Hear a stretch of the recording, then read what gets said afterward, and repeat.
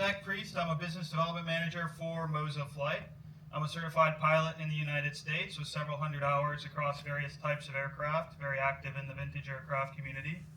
And the presentation's today going to be a little bit different than a product announcement. It's going to be talking about intersections between aviation and simulation.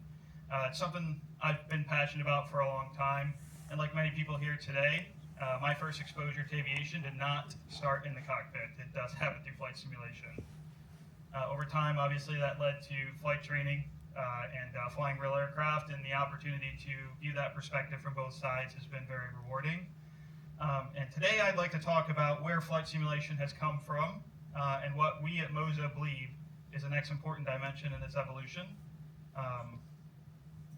Flight simulations advanced dramatically over the past decade. As many of you know, aircraft systems and modeling are modeled with remarkable detail. Things from electrical systems to hydraulics and avionics are simulated in extraordinarily high fidelity, and aerodynamic models have become far more sophisticated than any of us could have imagined. I started on Microsoft Flight Simulator X and then reverted to Jane's F-18, and it's not something that many people would have seen back then. Visual environments we fly to today are incredibly immersive, incredibly detailed. Many times with certain monitors or VR headsets, it feels as if you're almost there. The photogrammetry, the simulated imagery, and weather systems that we see are second to none. And in many ways, what we see on the screen can mimic what we would see with our own two eyes. There's still an important dimension that historically has been inaccessible to the consumers, dating back to, as many of you may have had, the Sidewinder joystick. Right now, flying is not only a visual experience. Pilots physically interact with the aircraft in every regime of flight, and we feel control pressure changes as airspeed increases and decreases. We feel the aircraft settle into new pitch attitudes when trim is introduced, and we feel aerodynamic loading through the controls. We feel buffet approaching a stall, as many of you who may have taken flight training have experienced potentially the soupiness in the flight controls that comes as you transition from a regular regime of flight into the stall or post-stall condition. And the tactile feel is a fundamental way of how aviators in the start of aviation and aviators today experience flight and follow through with their next actions in determining what to do. Often those cues can provide information even before instruments do. In many cases, there's been instances where you would feel engine vibration change as you've had an engine failure or a cylinder failure or a spark plug is fouled up, and that's something that is incredibly valuable to have, not only in the real world but in the simulator. For decades, simulation has replicated these visual and procedural aspects extremely well, but the physical communication between pilot and aircraft has historically been limited. When simulation hardware can reproduce some of those physical cues, the experience begins to change.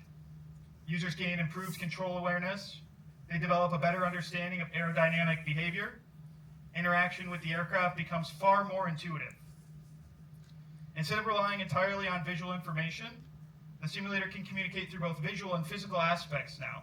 Many of you who might have visited the MOZA booth have experienced our force feedback hardware in action and have had the ability to feel this firsthand. Many of the physical cues I talked about earlier, such as those aerodynamic changes, the changes in trim and pitch attitude, the changes in engine vibration, ground roll, those are all things that the simulator is capable of reproducing and something that we are able to do with our hardware, and it really connects the pilot to the simulator and in turn the pilot to the aircraft, which is an incredible tool in learning to fly new aircraft in the simulator, but also bridging the gap between the home pilot and the feeling of immersion. This allows users to build systems that scale depending on their needs. And some users may start with a simple desktop setup. Others may build full cockpit environments. Another goal for us is accessibility.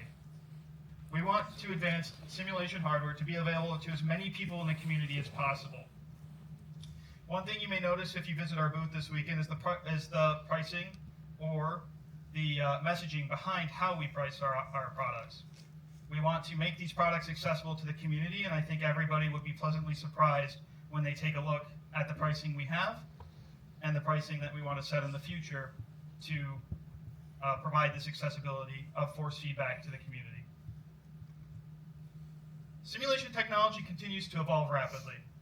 Software platforms are becoming more advanced, hardware is becoming more precise, and integration between the two continues to deepen.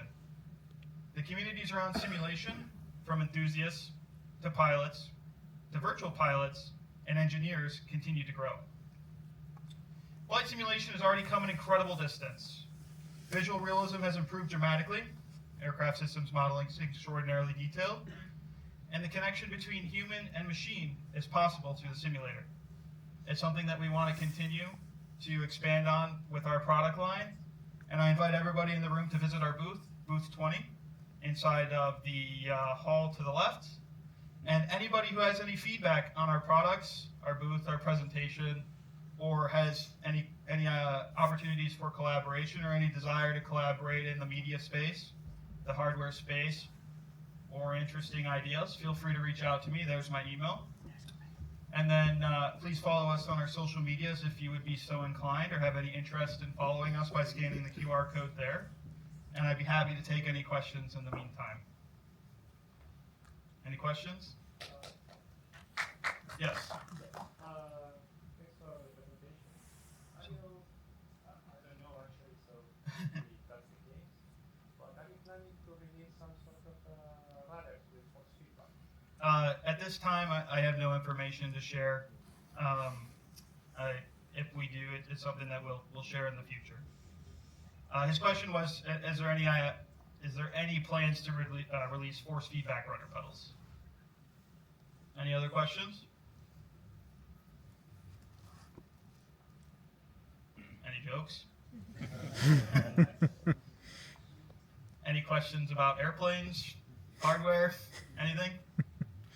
All right. Well, hey, I hope everybody has a wonderful remaining day, a wonderful remaining weekend. I really appreciate everybody coming out to our presentation, and we hope that you visit our booth. What's the current time? I think we have a competition still going for about 45 minutes, where you can win an AB6, an MHG flight stick, or a merch bag. We're working with National Stoll, who is doing a Stoll competition at our booth.